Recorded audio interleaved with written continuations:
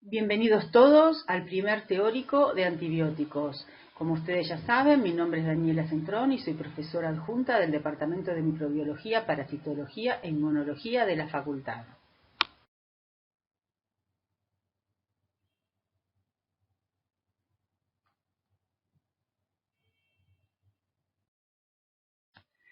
El objetivo general de esta primera clase es introducirnos en los conceptos básicos de la problemática de la resistencia antibiótica. Para ello vamos a describir primero las generalidades del uso de los antibióticos y enfocándonos siempre en la problemática de la resistencia. Tengan en cuenta que en otras materias, como fármaco, van a ver toda la parte farmacológica y también de uso de los antibióticos, y en infectología, cuando ustedes la cursen, van a ver toda la parte de tratamiento. Entonces, en la cursada de microbiología, lo que vamos a resaltar en la parte de antibióticos es los métodos de detección de sensibilidad y resistencia por parte de las bacterias a los antibióticos, así como los mecanismos de resistencia a antibióticos. Entonces, vamos a empezar haciendo una breve reseña de la parte histórica de los antibióticos. Vamos a describir, digamos, de manera apenas superficial, los mecanismos de acción de las familias de antibióticos. Vamos a comprender la dinámica de la adquisición de los determinantes de resistencia a antibióticos. Vamos a conocer los métodos de determinación de la susceptibilidad a los mismos y vamos a conocer los conceptos al final de la clase del uso racional de antibióticos. Como ustedes ya saben, hay cientos de millones de especies bacterianas que viven en casi todos los hábitats del planeta. Y tan solo un centenar de especies bacterianas causan infecciones patogénicas en el ser humano. Sin embargo, cuando uno ve lo que ocurre en los centros de atención de salud, se ve que las 2/3 partes de las consultas en los consultorios externos tienen relación directa o indirecta con lo infectológico, incluyendo virus, bacterias, parásitos y hongos. Era usual, antes de la era antibiótica, que millones de personas fallecieran en nuestro planeta debido a las infecciones bacterianas. Cuando se descubrió y se empezó a administrar la penicilina en la década del 40, se consideró que era un evento excepcional y que iba a salvar a los seres humanos de todo tipo de infección bacteriana. De hecho, se sabe hoy que los antibióticos modificaron la vida humana y aparecían carteles en la calle, como este que ustedes ven acá, donde dice que la penicilina cura la gonorrea en solo 4 horas. Sabemos muy bien que lo único que hace en la penicilina en 4 horas es eliminar gran parte de los síntomas, pero imagínense que esta infección bacteriana causada por Neisseria gonorrhoeae llevaba varios días hasta que se curaba en forma autolimitada, ¿está bien? Si es que no ocurría un desenlace fatal, pero si no, eran varios días de toda la sintomatología tan severa que ustedes conocen que da la gonorrea. Entonces, el nombre que recibieron los primeros antibióticos cuando empezaron a ser administrados fue el de balas milagrosas. Vamos a empezar a conocer los términos adecuados en el área esta de la antibioticoterapia. Entonces, hablamos de un quimioterápico que se utiliza cuando se refiere a antimicrobianos, pero también se refiere a cualquier fármaco que pueda servir para la terapéutica de cualquier tipo de patología. ¿Está bien? Antiséptico son fármacos de acción inespecífica y que tienen uso estrictamente externo, o sea, tópico, ¿está bien? A nivel de piel o inclusive mucosas. Y los antisépticos destruyen o inhiben el desarrollo de microorganismos que se encuentran presentes justamente en la piel o mucosas. Un desinfectante son agentes antimicrobianos que se emplean solamente sobre objetos inanimados, ¿está bien? Pero nunca se aplican sobre piel o mucosas. La desinfección es la eliminación de todos los microorganismos con excepción de las esporas bacterianas. La esterilización es la eliminación de todos los microorganismos patógenos, pero a diferencia de la desinfección, incluye las esporas. Ahora vamos a ver la definición exacta de dos términos muy utilizados, pero que no se usan correctamente. Los antimicrobianos son sustancias o fármacos capaces de actuar sobre los microorganismos, incluyendo virus, bacterias, hongos y parásitos, y que son capaces de inhibir su crecimiento o que destruyen directamente a estos microorganismos. Antibiótico es una sustancia química producida por el metabolismo de los organismos vivos. Principalmente son producidos por hongos y bacterias que tienen la capacidad de inhibir el crecimiento o destruir a los microorganismos. Como ustedes ven, la palabra adecuada para hablar es antimicrobiano. Sin embargo, no es la más usada. Todo el tiempo, todos, inclusive yo, utilizamos la palabra antibiótico. ¿Está bien? Y sin embargo, antibióticos serían aquellas sustancias químicas solamente producidas por el metabolismo de organismos vivos. No incluirían, por ejemplo, antimicrobianos como las sulfamidas o las quinolonas, y las llamamos antibióticos también. Así que bueno, en la medida de lo posible uno intenta usar la palabra correcta. Además, los antimicrobianos se pueden definir según su origen, ya que pueden ser biológicos si son sintetizados por organismos vivos. Por ejemplo, la penicilina, como vamos a ver más adelante, es producido por un hongo, el Penicillium notatum, y muchas familias de antimicrobianos son también producidos ya sea por bacterias o por hongos. Después tenemos los antimicrobianos semisintéticos, que son producidos por modificación química de antibióticos naturales preexistentes. Por ejemplo, la ampicilina tiene una modificación química con respecto a la penicilina. ¿Está bien? Y después tenemos los antibióticos sintéticos, que son generados desde el inicio por síntesis química. Por ejemplo, las sulfamidas o, por ejemplo, las fluoroquinolonas. Entonces, en esta diapositiva vamos a ver cómo muchos antimicrobianos son de origen natural. Por ejemplo, la penicilina G proviene del Penicillium notatum, un hongo.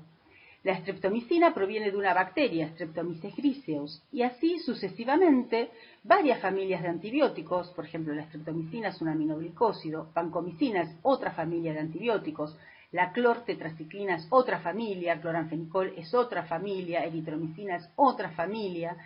Entonces, lo que está en rojo son bacterias y lo que está en negro son hongos. Entonces vemos como familias muy importantes de antimicrobianos y muy utilizadas provienen en realidad de seres vivos, de bacterias u hongos.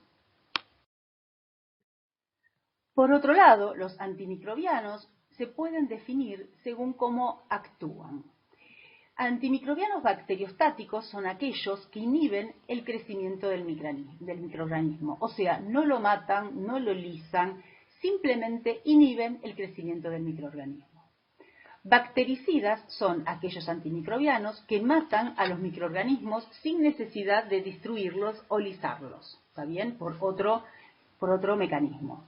Y los bacteriolíticos son aquellos antimicrobianos que matan a los microorganismos por lisis. Obviamente, los antimicrobianos bacteriostáticos, cuando son administrados a un paciente, inhiben el crecimiento del microorganismo y lo que se espera es que la respuesta inmune del paciente sea la que finalmente elimine y destruya al microorganismo. Cada antimicrobiano tiene un espectro de acción, lo cual nos indica a cuánta cantidad de especies bacterianas es capaz de ejercer un efecto sobre ellas. Por ejemplo, la tobramicina, que ven ustedes acá en esta diapositiva, es activa, o sea, elimina las bacterias pertenecientes a las especies de las micobacterias o algunos bacilos gram negativos. Por ejemplo, las polimixinas es una familia de antibióticos que inhibe el crecimiento de algunos bacilos gram negativos, nada más. Entonces tenemos algunos antimicrobianos que se llaman de espectro reducido, que sería, por ejemplo, el caso de estas polimixinas, hay muchos más, esto es simplemente un ejemplo, u otros que son antimicrobianos de espectro ampliado, como por ejemplo la tetraciclina, que ustedes pueden ver en esta diapositiva, que es activa frente a riquechas, clamidias, bacilos gram positivos y muchos bacilos gram negativos. El primer antimicrobiano descrito fue la penicilina y fue descubierta por Alexander Fleming en la década del 20 y él la encontró de una manera azarosa, pero hizo el razonamiento correcto. Él, como ustedes ven acá, lo que hizo fue plaquear en una placa de Petri un cultivo de Staphylococcus aureus.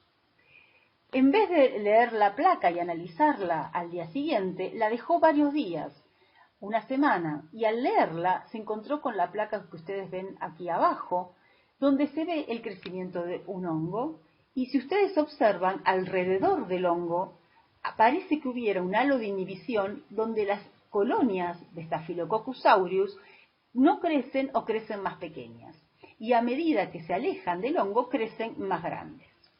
Alexander Fleming, en base a esta placa de Petri, infirió que posiblemente este hongo estaba produciendo un metabolito que difundía en el agar y que inhibía o eliminaba el crecimiento bacteriano de Staphylococcus aureus.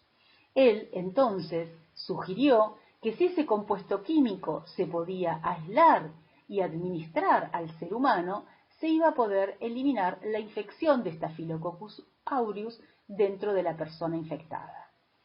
Este razonamiento fue en el que se basaron después para aislar este compuesto químico que finalmente fue la penicilina y poderlo administrar, y bueno, hoy sabemos todo el efecto positivo que ha tenido sobre la vida del ser humano.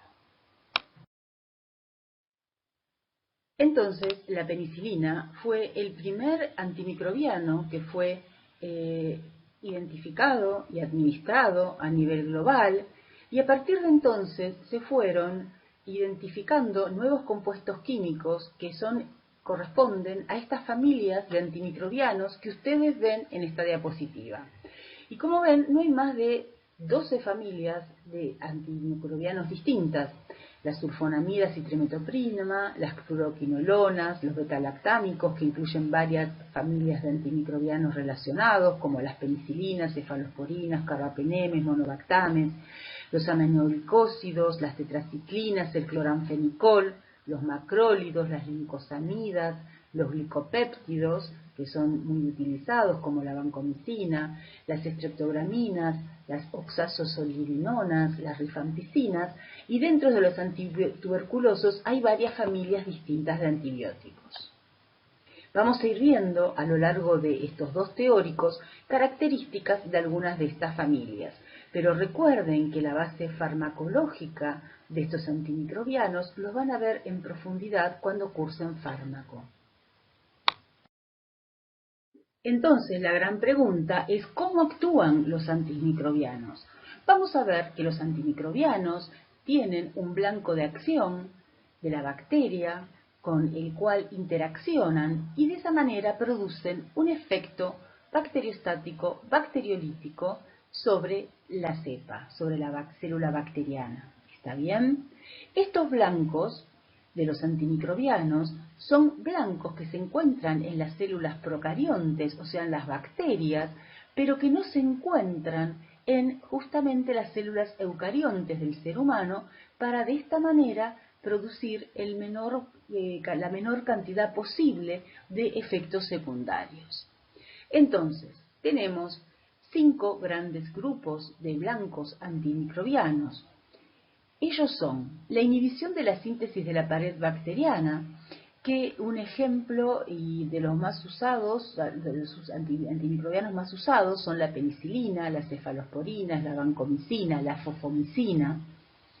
Otro blanco es la distorsión de la función de la membrana celular, como es el caso de la polimixina B. Otro blanco es la inhibición de la síntesis de proteína. Recuerden que los ARN ribosomales en las bacterias son distintos que en las células eucariontes, entonces por eso es un buen blanco. Y acá tenemos una gran cantidad de familias de antibióticos que ejercen justamente su interacción con este blanco de acción, como los aminoglicósidos, la tetraciclina, el clorfenicol, los macrólidos, las estreptograminas, las lincosamidas y las oxazolidinonas. Otro blanco de acción es la inhibición de los ácidos nucleicos como las fluoroquinolonas y la rifampicina. Y otro blanco de acción es la inhibición de la síntesis del ácido fólico, y acá tenemos dos grandes familias de antibióticos, la sulfamida y la trimetoprima. En detalle, ustedes van a tener un texto acá en la web en el cual van a poder consultar con más detalle cómo son los blancos de acción de cada una de estas familias de antibióticos. Este texto se llama Textos Mecanismos de Acción-Resistencia. ¿Está bien?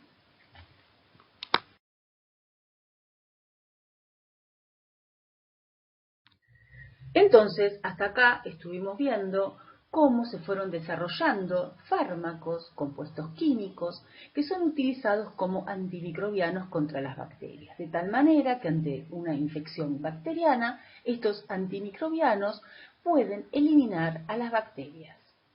Sin embargo, las bacterias a lo largo de esta era antibiótica han ido adquiriendo y desarrollando mecanismos de resistencia a los antimicrobianos.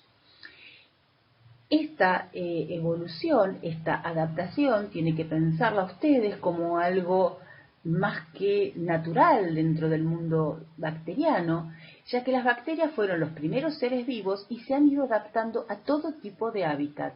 ¿Está bien? Entonces, cuando llegó la era antibiótica, se adaptaron también al ambiente intrahospitalario y al hábitat donde hay justamente gran presión de antimicrobianos, que son los hospitales.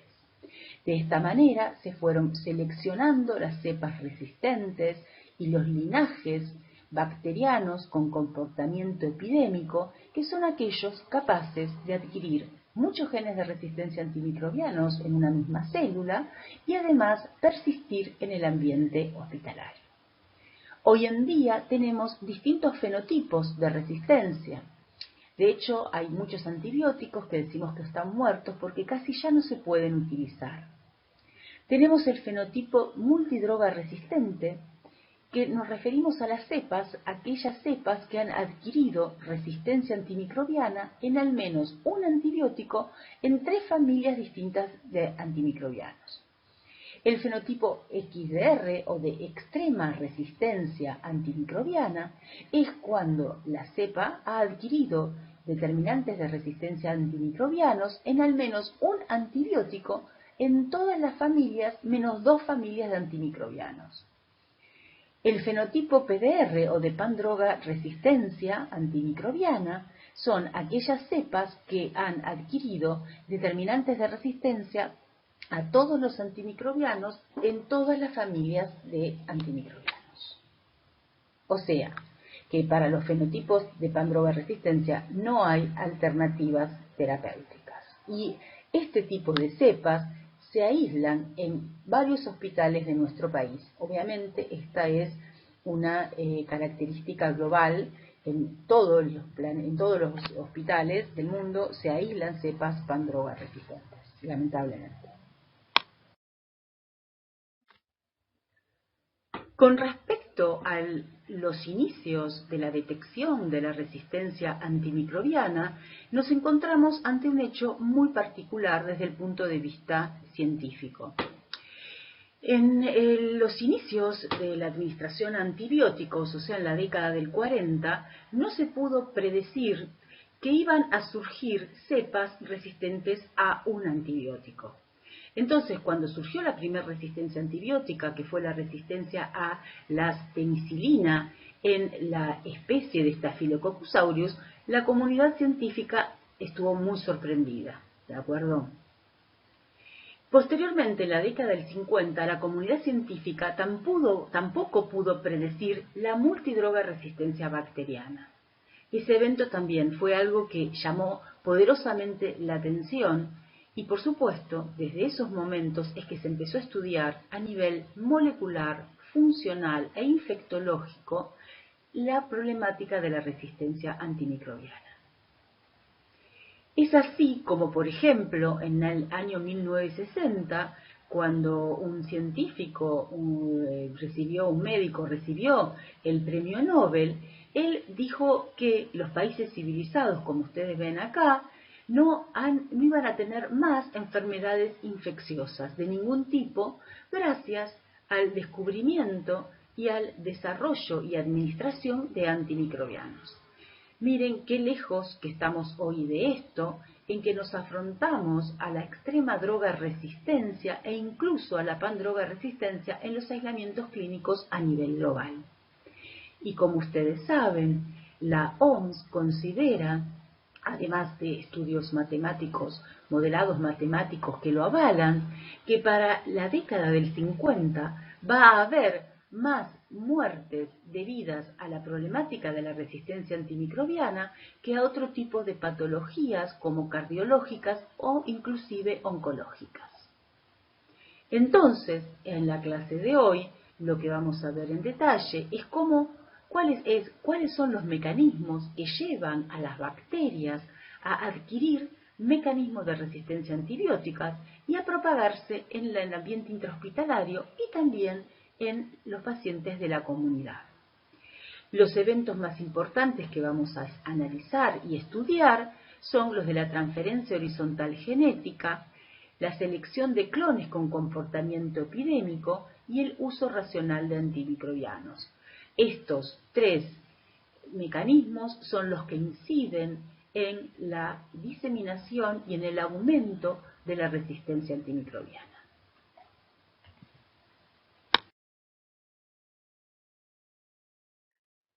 Y lamentablemente, si vemos esta curva de los descubrimientos de nuevas familias de antimicrobianos, vemos que hubo un gran auge en identificar nuevos fármacos que actúen como antimicrobianos en la década del 40, del 50, del 60, incluso del 70, pero que posteriormente fue decayendo, y esto se debe en gran medida al costo-beneficio que representan los antimicrobianos para los laboratorios, ya que les lleva desarrollarlos entre 20 y 30 años a cada familia de antimicrobianos, y como son de uso agudo, no son de uso crónico, les conviene desarrollar otro tipo de fármacos para enfermedades, digamos, crónicas, como la diabetes, como cardiopatías, como oncológicas, que desarrollar nuevos antimicrobianos.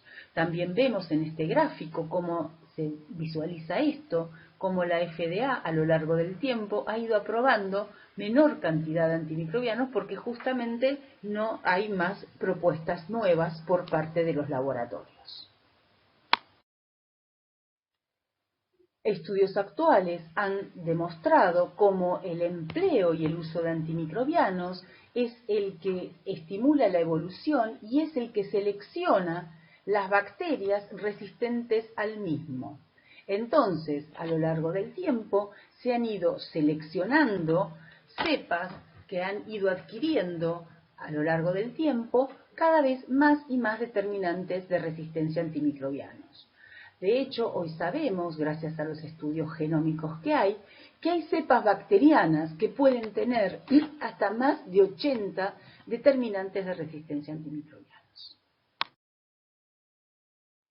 Si hacemos una línea temporal con respecto a la aparición o emergencia de resistencia a cada antimicrobiano, vemos que luego de la introducción de un nuevo antimicrobiano en el mercado, tarde o temprano se desarrolla resistencia al mismo.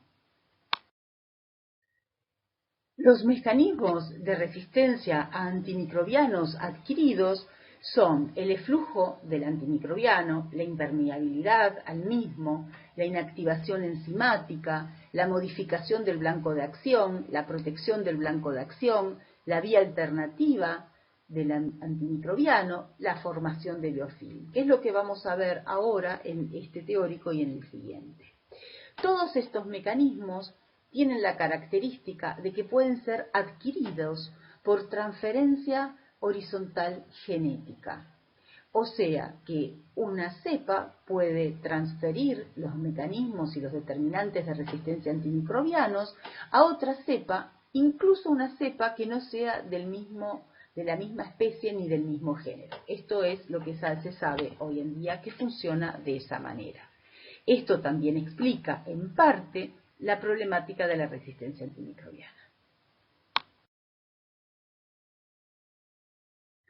Bueno, ahora vamos a ir explicando cada uno de estos mecanismos de resistencia a antimicrobianos. El eflujo del antimicrobiano es una forma que tienen las células bacterianas para disminuir la concentración de antimicrobiano intracelular. Una vez que entró, entonces es bombeado el antimicrobiano hacia afuera de la célula bacteriana a una velocidad igual o mayor que la velocidad de entrada del mismo. Este tipo de mecanismo es conocido con el nombre de resistencia por eflujo. Las bombas de flujo suelen bombear múltiples sustratos, entre los que se pueden incluir varias familias de antimicrobianos. O sea, que cuando una cepa bacteriana posee un mecanismo de resistencia a antimicrobianos por bomba de flujo, es usual que sean resistentes a varias familias de antimicrobianos. Después tenemos el mecanismo de impermeabilidad al antimicrobiano. Esto ocurre cuando una bacteria sensible a un antimicrobiano puede desarrollar un mecanismo de resistencia que la vuelve impermeable a dicho antimicrobiano. Los antimicrobianos tienen que entrar a su blanco para poder llegar a su blanco de acción, ¿no es cierto? Entonces, en el caso, por ejemplo, que lo vamos a tomar siempre como modelo de los antibióticos betalactámicos, estos antibióticos tienen que penetrar, en el caso de las bacterias gram negativas, a través de las porinas que se encuentran en la membrana externa, llegar al espacio periplásmico y allí interaccionar con su blanco de acción, que pueden ser carboxipeptidasas, distintos tipos de proteínas, digamos, asociadas a la membrana citoplasmática que están involucradas en la síntesis del péptido glicano, interaccionan con esos blancos de acción y producen entonces la bactericidia sobre la cepa bacteriana, ¿no es cierto? Entonces, en este mecanismo lo que ocurre es que el antimicrobiano no puede penetrar a la célula bacteriana debido a que ocurren mutaciones en las porinas, que son las que forman estos canales que permiten la entrada del antimicrobiano. Entonces se producen mutaciones en los genes de las porinas que inhiben, que cierran ese canal. Se habla entonces de resistencia por impermeabilidad adquirida. El ejemplo más común es la resistencia por impermeabilidad que involucra una mutación, como les decía, en los genes que codifican las porinas.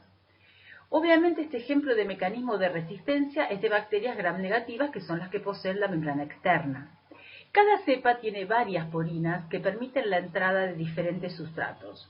La mutación en un gen que codifica para una porina, lo cual determina una carencia del canal formado por la porina salvaje, o sea, aquella originaria de la cepa clínica, vuelven a estas mutantes impermeables. Por ejemplo, las pueden volver impermeables a la cepa bacteriana, a varios antibióticos betalactámicos, incluyendo cefalosporinas y carbapenenes. Estas mutaciones de los genes de las porinas pueden surgir incluso durante el tratamiento antibiótico en un episodio de infección, lo cual obviamente dificulta el tratamiento antimicrobiano del paciente. En muchos casos, las alteraciones de la permeabilidad originan lo que se llaman resistencias antimicrobianas pleiotrópicas, esto es, aquellas que afectan simultáneamente a distintas familias de antimicrobianos no relacionados desde el punto de vista farmacológico por un mismo mecanismo de acción. Un ejemplo de ello ocurre en la especie Escherichia coli. Una mutación en el gen MAR-A, se llama así este gen, trae aparejada una reducción en la entrada de la célula de cloranfenicol, tetraciclinas y fluoroquinolonas, debido a la disminución de la síntesis tanto de una porina como de otras proteínas de membrana externa. Día a día es más evidente que las modificaciones en las proteínas de la membrana externa pueden conducir a la multidroga resistencia en las bacterias gram negativas. Un tercer mecanismo que les voy a explicar es el de la inactivación enzimática, que es en realidad el más frecuente en las cepas clínicas. Existen numerosas enzimas bacterianas que pueden hidrolizar o modificar la estructura química de un antimicrobiano de manera que éste no pueda llegar en forma activa a su blanco de acción. Dentro del grupo de las enzimas que hidrolizan al antimicrobiano se encuentran las beta-lactamasas, que como su nombre lo indica, actúan sobre los antimicrobianos beta-lactámicos. Después tenemos otro mecanismo de resistencia antimicrobiana, que es la modificación del blanco de acción. En este caso, el blanco de acción, como en este ejemplo que ustedes ven acá, el antimicrobiano puede llegar hasta el blanco de acción, pero no lo reconoce porque éste se ha modificado desde el punto de vista químico, y entonces, aunque sigue siendo funcional y cumpliendo la función necesaria dentro de la célula bacteriana, este cambió su conformación química y no es reconocido más por el antimicrobiano, con lo cual el antimicrobiano no encuentra su blanco de acción y no puede ejercer su efecto bactericida o bacteriostático sobre la célula bacteriana. Este es un mecanismo común frente a antibióticos betalactámicos, aminoglucósidos, tetraciclinas, cloranfenicol, eritromicina, lincosamidas, sulfamidas, quinolonas, trimetoprima, vancomicina y rifampicina. Como vemos, varias familias de antimicrobianos.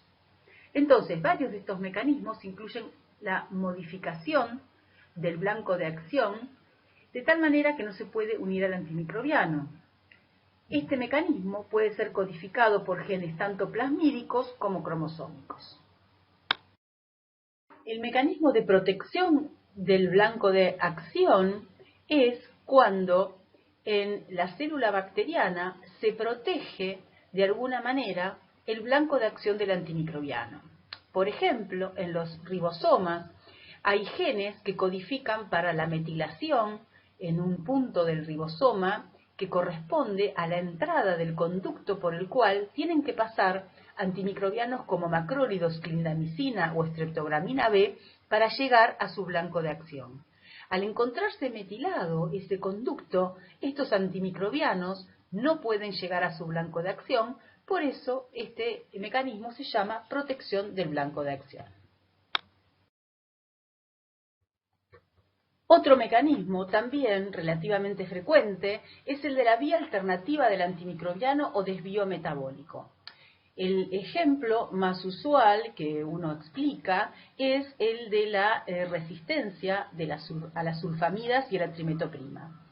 El blanco de acción de estos antimicrobianos es la formación del ácido fólico, ¿no es cierto? Que en las bacterias sabemos que son varios procesos en donde están involucrados varias enzimas que son las que actúan sobre distintos sustratos. Entonces, en el caso de la trimetoprima, por ejemplo, su blanco de acción es una enzima que es la dihidrofólico reductasa, la cual convierte al ácido dihidrofólico en ácido tetrahidrofólico. Cuando la trimetoprima se une porque tiene una gran afinidad a esta enzima, se inhibe la formación del ácido tetrahidrofólico. De la misma manera, las sulfamidas tienen una gran afinidad por la tetrahidroteorato sintetasa, que es la que convierte el PABA en ácido dihidrofólico. Al unirse la sulfamida a esta enzima, a la tetrahidroteorato sintetasa, se va a inhibir la formación del ácido dihidrofólico y de esta manera, finalmente, se inhibe la formación del ácido fólico, que es esencial para la sobrevida de la bacteria.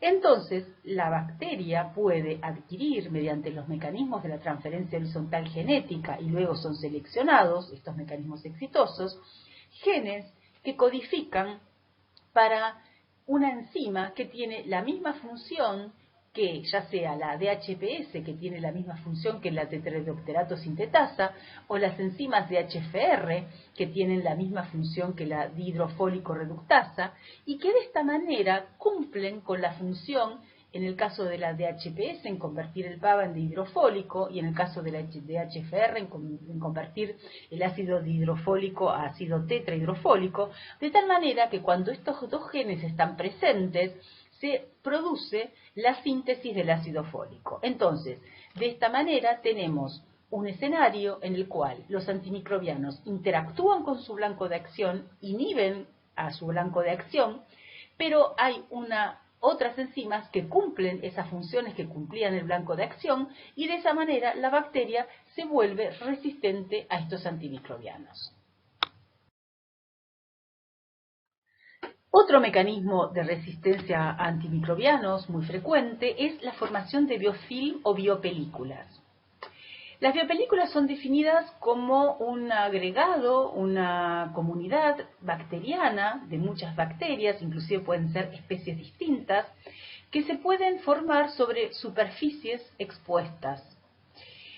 Esta formación de biopelículas protege a las bacterias, ya sea de las defensas del huésped, de las condiciones ambientales adversas y también de los antimicrobianos. Las bacterias tienen dos formas de vida, como células planctónicas o bajo la formación de biofilm. Entonces, cuando están bajo la formación del biofilm, ningún antimicrobiano puede penetrar. De esta manera, esa comunidad bacteriana se vuelve resistente al antimicrobiano. Obviamente, la formación de biofilm también tiene un efecto pleiotrópico, en el sentido de que puede dar resistencia a varias familias diferentes de antimicrobianos. Entonces, dentro de una célula bacteriana, hay que tener en cuenta que pueden haber múltiples mecanismos de resistencia a antimicrobianos. Estos pueden localizarse tanto en plásmidos como en cromosoma, y en una misma célula bacteriana puede haber hasta más de 80 determinantes de resistencia a antimicrobianos. También hay que tener en cuenta que hay distintos mecanismos dentro de una misma célula. Puede haber genes de resistencia que tienen el mecanismo de inactivación del antimicrobiano, puede haber bombas de flujos, puede haber impermeabilidad, etc. Para poder entender la problemática de la resistencia a los antimicrobianos, es necesario conocer el origen, de dónde vienen estos determinantes de resistencia a antimicrobianos. La mayoría de los antibióticos y de los antimicrobianos utilizados, por lo menos en sus inicios, derivan de compuestos producidos por las mismas bacterias y hongos del suelo. Entonces, ustedes tienen que pensar que las bacterias en el suelo y en cualquier hábitat viven en general en comunidades bacterianas, distintas especies, también muy cercanos a varios hongos, comparten hábitat con los hongos. Entonces, hay algunas bacterias y hongos que son productores de antimicrobianos, y aquellas que no lo son han tenido que adquirir a lo largo de largos procesos evolutivos, se han ido seleccionando a lo largo del tiempo determinantes, genes o mecanismos que permiten a esas bacterias sobrevivir aún bajo la exposición de los antimicrobianos liberados por sus células bacterianas u hongos vecinos. De esta manera es como desde los orígenes de la vida misma en el planeta Tierra, las bacterias fueron seleccionando estos mecanismos de resistencia a antimicrobianos, que luego, cuando apareció la era antibiótica en los hospitales, bajo la gran presión de antimicrobianos que había allí, estas cepas que ya tenían algunos genes o determinantes de resistencia, se fueron seleccionando. A su vez, se seleccionaron linajes, o sea, clones, que tenían la capacidad de sobrevivir en los ambientes hospitalarios y que también tenían la capacidad de adquirir muchos mecanismos de resistencia y de mantenerlos en una misma célula bacteriana. Pero hay que tener en cuenta que todos estos mecanismos provienen del medio ambiente. A su vez, las bacterias pueden transmitir estos genes de resistencia de antimicrobianos o genes de defensa, porque hay que considerar que son también genes de defensa, en forma horizontal, o sea, a través de los mecanismos de la transferencia horizontal genética, desde una cepa resistente a otra cepa que es sensible. De esta manera, la cepa sensible va a adquirir esa resistencia a eso determinado antimicrobiano. Por otro lado, están los genes esenciales, que son llamados housekeeping genes, de una cepa bacteriana, que pueden mutar y si le confieren un beneficio a la célula bacteriana, se van a seleccionar. Aquellos genes que codifican resistencia a un antimicrobiano se van a seleccionar entonces, haciendo que los antimicrobianos no puedan actuar sobre esa célula bacteriana. De esta manera, tenemos dos mecanismos de adquisición de resistencia a los antimicrobianos que se transmiten de forma diferente. Aquellos mecanismos que se transmiten en forma horizontal, que puede ser inclusive que se transmitan de cepas que no pertenecen a una misma especie, hablamos de herencia horizontal o lateral, y después tenemos aquellos genes que son ubicuos, digamos que están en una determinada célula bacteriana y que se transmiten de forma vertical a las células hijas, ¿está bien? Entonces tenemos tanto transferencia y diseminación horizontal o vertical de la resistencia a antimicrobianos. Así es como vemos en estos gráficos cómo existe una gran variedad y una gran frecuencia de resistencia antimicrobiano en cepas bacterianas aisladas del suelo. En el primer gráfico tenemos el porcentaje de aislamientos y versus la cantidad de antibióticos a los cuales las bacterias son resistentes. Y vemos que hay una gran cantidad de cepas que son resistentes a varias familias de antibióticos. Y lo mismo es lo que podemos ver abajo, un resultado similar, en donde vemos el porcentaje de cepas resistentes a los diferentes antimicrobianos y vemos que hay antimicrobianos a las cuales las bacterias del suelo poseen una alta frecuencia de resistencia a los mismos. Entonces, tenemos tres mecanismos de la transferencia horizontal genética: la conjugación, la transformación y la transducción, que son aquellos que permiten que una cepa bacteriana adquiera determinantes de resistencia a antimicrobianos, y es lo que llamamos ADN o genoma exógeno. Bajo presión antimicrobiana, estos eventos de transferencia horizontal genética pueden seleccionarse. O sea, hay que tener en cuenta que las células bacterianas, la gran mayoría, están casi constantemente comunicándose unas células con otras y están adquiriendo, mediante los diferentes mecanismos, ADN exógeno. Aquellas adquisiciones que tengan un valor adaptativo para la célula bacteriana van a ser seleccionadas. El caso más paradigmático es, por ejemplo, la adquisición de plásmidos de resistencia a antimicrobianos por una célula que se encuentra en la clínica, y eso, bajo presión antimicrobiana, es seleccionado de tal manera que las cepas, las células bacterianas que no poseían ese plásmido, que tenía el determinante de resistencia a antimicrobianos, van a fallecer, mientras que las que tenían ese plásmido de resistencia van a ser seleccionadas y van a sobrevivir en el hábitat nosocomial. Entonces, tenemos que ver la adquisición de la resistencia a antimicrobianos como un proceso biológico en el cual hay primero contactos intercelulares, que es lo que van determinando la aparición de distintas poblaciones bacterianas, y bajo presión antibiótico lo que ocurre es la selección de los clones más exitosos, se produce el mantenimiento de los clones multidroga resistentes, y esto lleva a la adquisición de la pandroga resistencia dentro del ambiente intrahospitalario. Siempre tienen que tener en cuenta es que hay dos tipos de resistencia a antimicrobianos. Está la natural, que es la propia del microorganismo, y la adquirida. La adquirida es aquel tipo de resistencia a antimicrobianos que determinada especie fue adquiriendo a lo largo del tiempo. Este tipo de resistencia adquirida tiene mayor impacto a nivel clínico. La resistencia natural, o también llamada intrínseca, se hereda por herencia vertical.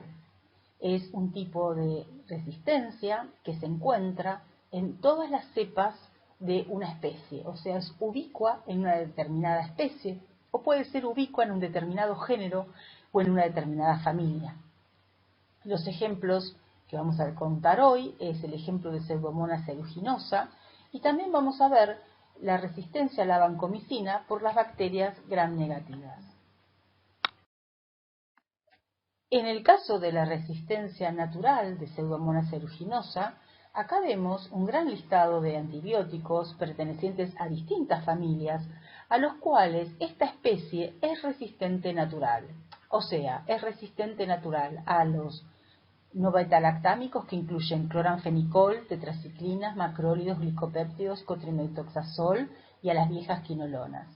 Y a su vez es resistente natural a varios beta-lactámicos, incluyendo aminopenicilinas más inhibidores, cefalosporinas de primera y segunda generación, cefoxitina, y aunque presenta sensibilidad in vitro, da resistencia in vivo a la cefotaxima y a la ticarcilina clavulánico.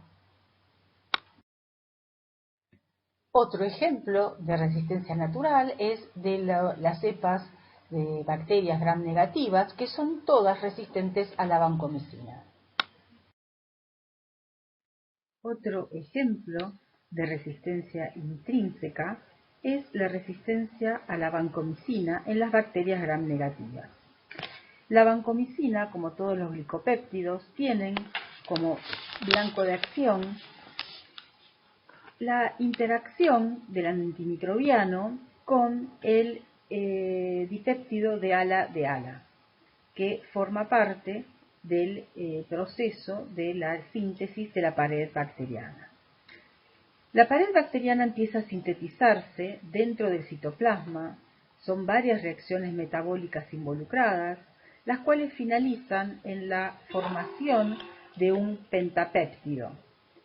Este pentapéptido pasa a través de la membrana citoplasmática, a través de un carrier lipídico, el cual lo expone hacia el exterior. El pentapéptido tiene en su terminación dos péptidos de ala, los cuales son reconocidos por la vancomicina y se unen a este pentapéptido de esta manera, evitando así que otras enzimas como la carboxipeptidasa, las transpeptidasas o las transglicosilasas interaccionen con el pentapéptido para dar lugar a la formación de la pared bacteriana. De esta manera, al acoplarse la vancomicina al dipéptido de ala, se inhibe la síntesis de la pared bacteriana, lo cual produce posteriormente la muerte bacteriana. Entonces, en las bacterias gram positivas, este evento ocurre por fuera de la membrana citoplasmática. En las bacterias gram negativas, al haber una membrana externa, el antimicrobiano, la vancomicina, tendría que pasar a través de la membrana externa para llegar al periplasma y ahí interaccionar con el pentapéptido. Entonces lo que ocurre es que la vancomicina y todos los glicopéptidos, al ser unas moléculas muy grandes, por una cuestión, digamos, de tamaño, no pueden atravesar esa membrana externa y de esa manera no interaccionan con el pentapéptido y no producen ningún tipo de efecto sobre la bacteria. De esta manera, todas las bacterias gram negativas, que obviamente poseen membrana externa, van a ser resistentes naturales a los glicopéptidos y obviamente esto incluye a la vancomicina. Ahora vamos a ver los métodos de determinación de susceptibilidad a los antimicrobianos, o sea, cómo sabemos si una cepa que fue aislada de un paciente es sensible o resistente a los antimicrobianos. Obviamente el primer paso más importante es tomar la muestra clínica del paciente, del sitio que sea el óptimo para poder aislar a la bacteria causante de la infección. Una vez que la tenemos aislada e identificada, se realiza el método de determinación de susceptibilidad a antimicrobianos. En general lo que se realiza es el antibiograma, que es lo que les voy a contar ahora, y después, en base a los resultados obtenidos, de este antibiograma se realiza la terapia antibiótica al paciente. Entonces, el objetivo de estos métodos de determinación de susceptibilidad a los antimicrobianos es saber si una cepa ha adquirido mecanismos de resistencia antimicrobianos, además de los que ya poseía de forma intrínseca. Existen dos métodos de detección de la resistencia antimicrobiana. Uno es el antibiograma, también se lo llama el método de Kirby-Bauer. El antibiograma se realiza de rutina en todos los laboratorios de los hospitales de nuestro país. Es un método que está puesto a punto, estandarizado, para todo tipo de bacterias de crecimiento rápido, y también se encuentra estandarizado para Neisseria meningitidis, Streptococcus pneumoniae y Haemophilus influenzae. Para hacer el antibiograma se usan placas de Petri, en el cual se pone agar Müller-Hinton, y sobre este agar Müller-Hinton se depositan los discos de antibiótico, como ustedes ven acá en la figura, que tienen una concentración que está estandarizada. Antes de colocar estos discos, se siembra en el agar Müller-Hinton un inóculo, también cuyo valor está estandarizado, de la cepa en la cual se va a investigar la susceptibilidad a antimicrobianos, de tal manera que al sembrarlas hace lo que se llama un césped bacteriano, de tal manera que queda toda la placa con la posibilidad de que crezcan las bacterias.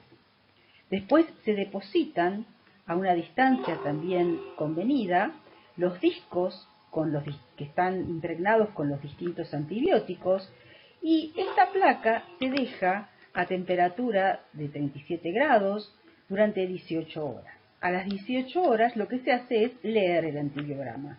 Y entonces vamos a tener acá la figura de la derecha, en donde vamos a tener discos en los cuales las bacterias llegaron a crecer hasta su confluencia, y otros discos en los cuales se forma lo que se llama un halo de inhibición.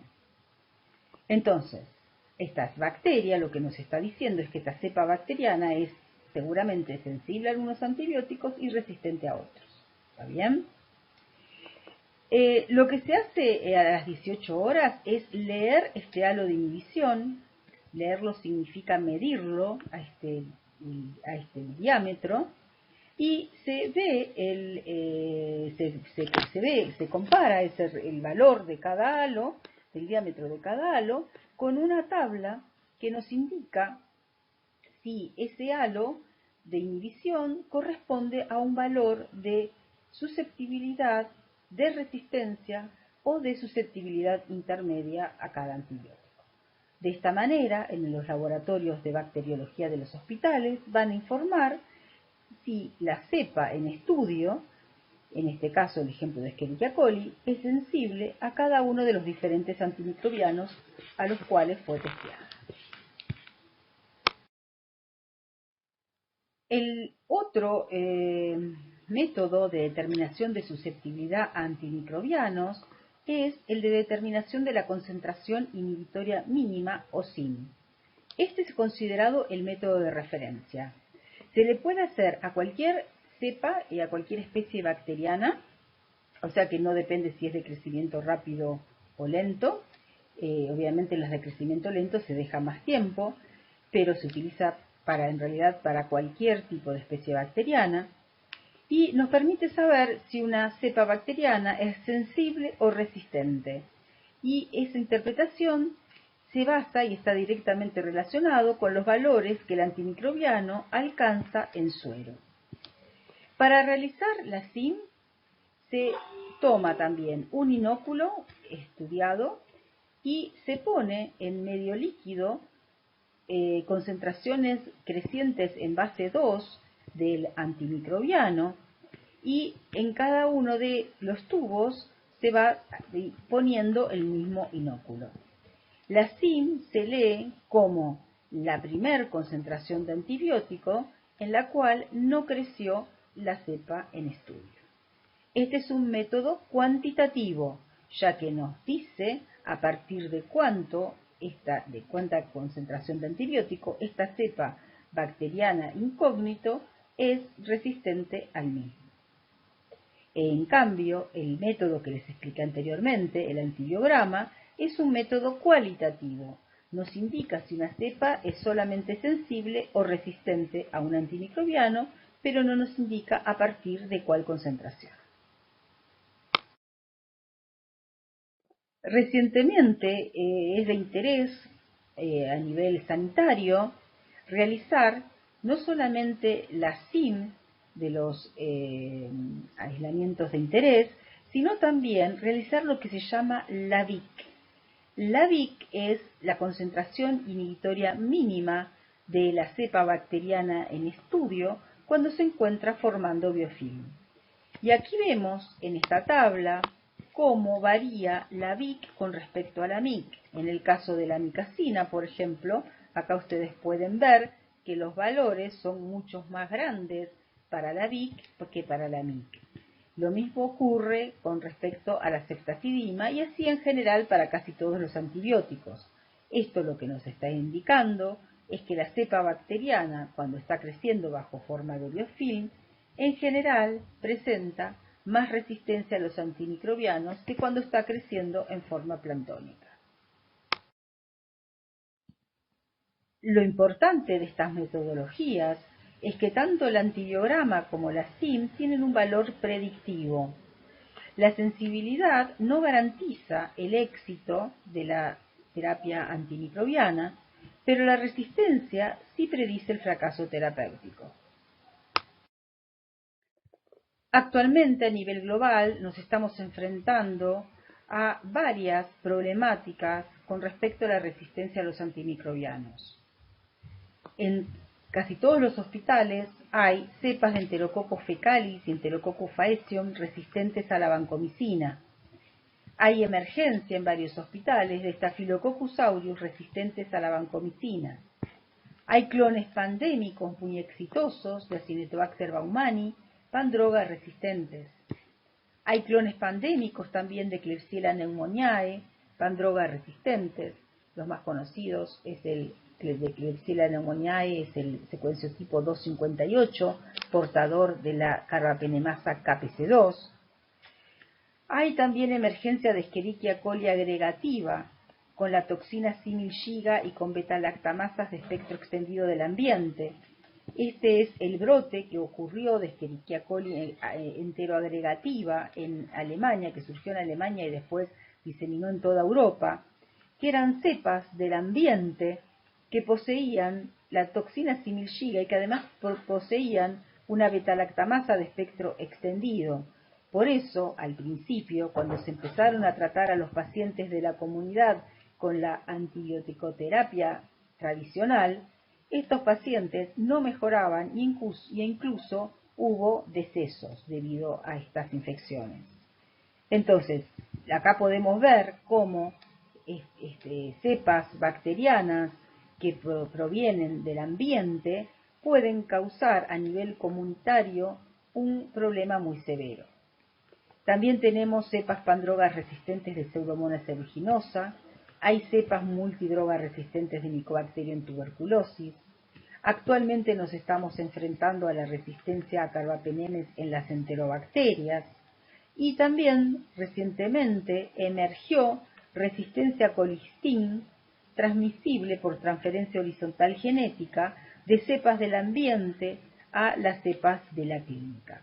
Entonces, por un lado vemos que hay resistencia a todos los antibióticos, a todas las familias de antimicrobianos que se administran hoy en día en la clínica, y que además vemos cómo hay una relación muy estrecha entre lo que pasa en el medio ambiente y lo que después nosotros detectamos en la clínica. La problemática de la multidroga resistencia antimicrobiana es una problemática que ya se la ha detectado como una gran amenaza desde hace varios años. Ya desde el año 1997 se reportó multiresistencia incluyendo todos los antimicrobianos que se usan para el tratamiento de la peste negra en un aislamiento clínico de Yersinia pestis. O sea, Yersinia pestis, como ustedes saben, es la bacteria causante de la peste bubónica o de la peste negra, que siglos atrás se considera que produjo un exterminio de la tercera o la mitad parte de la población europea.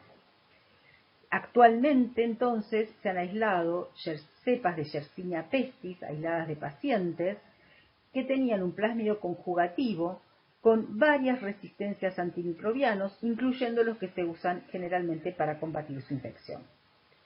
Y a partir del año 2011, la OMS, ha considerado a la multidroga resistencia antimicrobiana como un problema global, uno de los 3 problemas mayores a nivel global.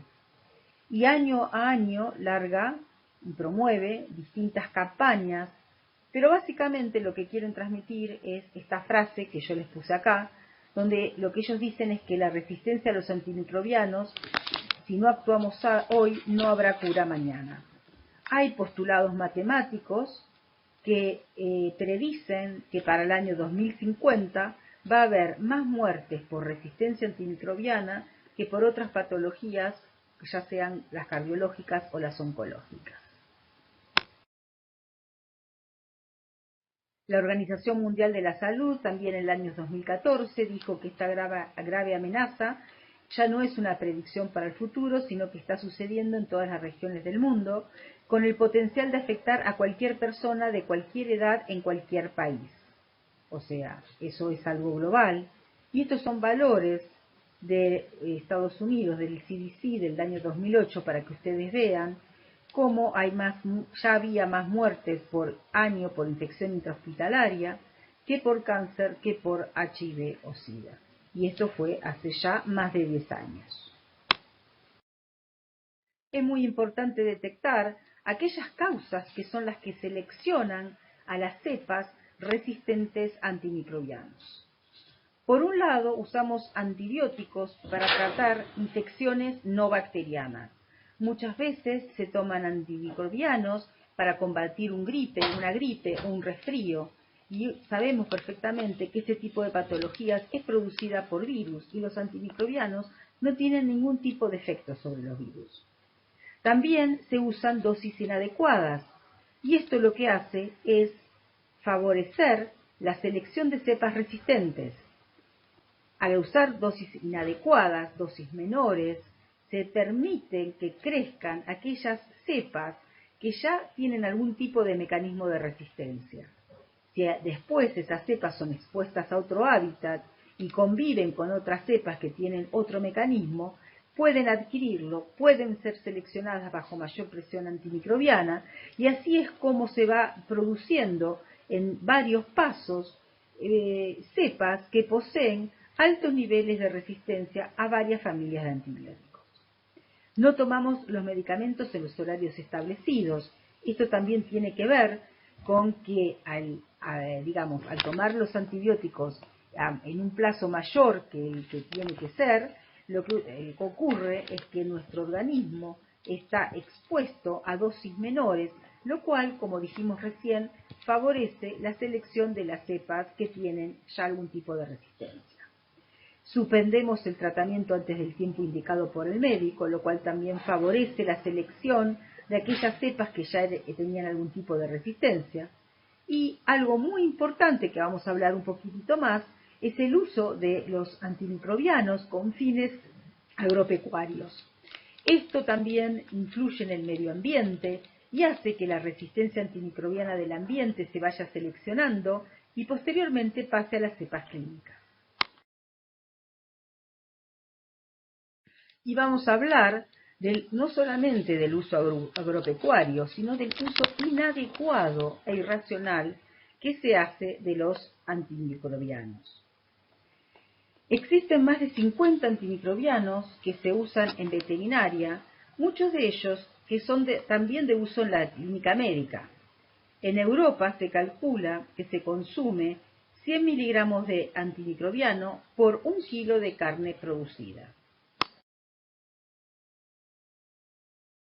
Los antimicrobianos, como dijimos entonces, se usan en la producción agropecuaria, como por ejemplo se usan en la producción, en los feedlots, en la producción de carne bovina, de carne porcina, o en la producción de producción aviar, y muchas veces también se usan como promotores de crecimiento, como es en el caso de la cría de aves.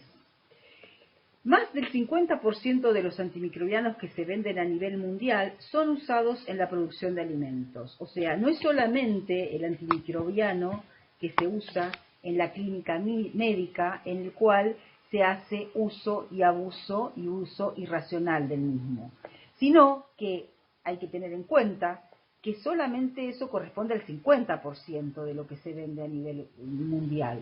El resto, el otro 50% de los antimicrobianos que se venden son usados en la producción de alimentos. Y lamentablemente se utilizan los mismos antimicrobianos que se usan en la clínica médica. Se usan penicilinas, tetraciclinas, macrólidos, virgianicina, aminoglicósidos, sulfonamida, streptomicina, etc. Hay estudios que demostraron que luego de la aplicación y del uso de los mismos a nivel agropecuario, en aves y ganado, enseguida aumentó la resistencia en la clínica médica. Este es el caso de las fluoroquinolonas, que se empezaron a utilizar en el año 87 y que a partir del 90 se empezaron a usar con fines agropecuarios y se vio un pico muy pronunciado de aumento de la resistencia a estos antimicrobianos en las cepas aisladas en la clínica médica. El uso de antimicrobianos selecciona no solo cepas resistentes a los mismos, lo cual es lo que hemos visto durante toda la clase de hoy, sino que también selecciona cuál especie aumentará su población. Ahora vamos a ver un poquitito más en detalle esto. ¿Esto por qué ocurre? Ustedes tienen que pensar que a nivel intrahospitalario, en ese hábitat, conviven millones en realidad, de especies bacterianas distintas. Algunas de ellas son las patógenas oportunistas que van a causar la infección en los pacientes. Entonces, cuando empieza a favorecerse una especie resistente, esta puede transformarse en una especie prevalente en las infecciones. Como ejemplo de esto tenemos un estudio que hemos hecho acá en el departamento, en donde vimos que luego del uso del colistin, un antimicrobiano que no se usó durante décadas y que empezó a utilizarse porque ya no había ninguna posible alternativa terapéutica, cuando se empezó a utilizar en el año 2005, acá vemos que empezó a aumentar una especie que es Serratia marcescens y Proteus mirabilis, que eran especies que estaban en baja frecuencia dentro de este hospital, pero que con el colistin, al ser estas dos especies bacterianas resistentes naturales a este antimicrobiano, empezaron a seleccionarse y a partir del uso del colistin empezaron a aislarse en mucha mayor frecuencia cepas de estas especies. O sea que el uso de antimicrobianos también está relacionado con qué especies bacterianas vamos a encontrar en cada hospital. En cada hospital en general se siguen protocolos diferentes, entonces eso es lo que nos va a dar un perfil diferente de las cepas resistentes que vamos a encontrar. Y como siempre, un poco de humor, pero la conclusión que tenemos que sacar de todo esto es que el uso inadecuado y abuso de los antimicrobianos es el que provoca la resistencia bacteriana y es lo que provoca la problemática global que nos estamos enfrentando hoy en día.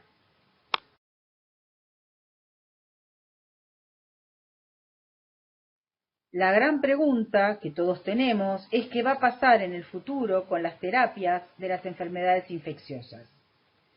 El desarrollo de nuevos antimicrobianos, como estuvimos viendo, está limitado porque a los grandes laboratorios no les interesa invertir en un fármaco de uso agudo, sino que invierten en fármacos que sean de uso crónico, como son aquellos fármacos relacionados a las cardiopatías, a las enfermedades oncológicas, a la diabetes.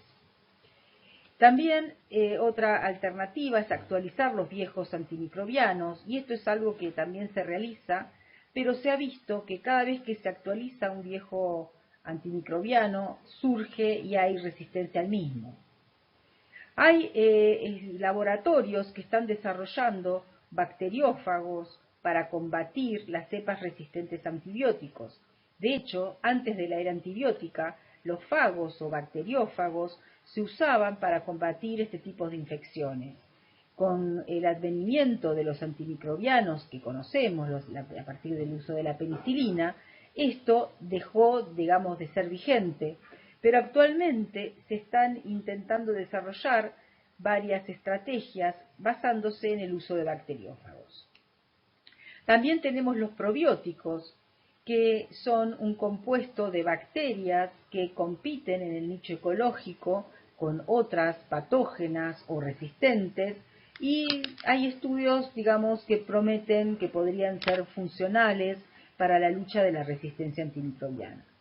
Obviamente las vacunas es una opción, pero lamentablemente no hay desarrollo de vacunas para las especies bacterianas que causan infecciones intrahospitalarias, que es donde encontramos mayor cantidad de resistencia a antibióticos. Pero sí hay dos cosas que cada uno de nosotros desde su lugar en el área de la salud podemos colaborar y contribuir, que es hacer cumplir la regulación en el uso de los antimicrobianos y hacer uso racional de los mismos, y también podemos contribuir con la vigilancia epidemiológica y con el control de infecciones. O sea que desde cada lugar donde cada uno le toque trabajar en la salud, estos son dos cosas que podemos llevar a cabo.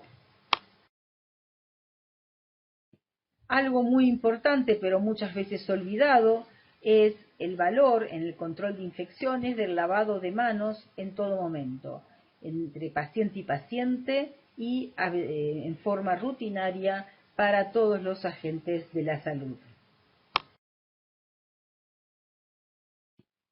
Actualmente ustedes van a encontrar en la web muchos artículos de investigación en donde se ha visto que el control de infecciones reduce no solo la tasa de infección, sino también la morbimortalidad asociada, en algunos casos en más del 50%.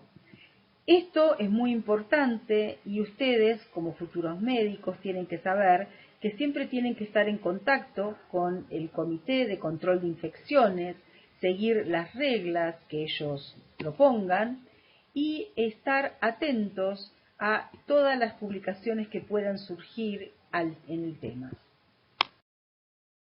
Entonces, para llevar a cabo un manejo racional y hacer un uso racional también de los antimicrobianos, es necesario identificar previamente el tratamiento al agente causal de la infección, realizar pruebas de sensibilidad de rutina.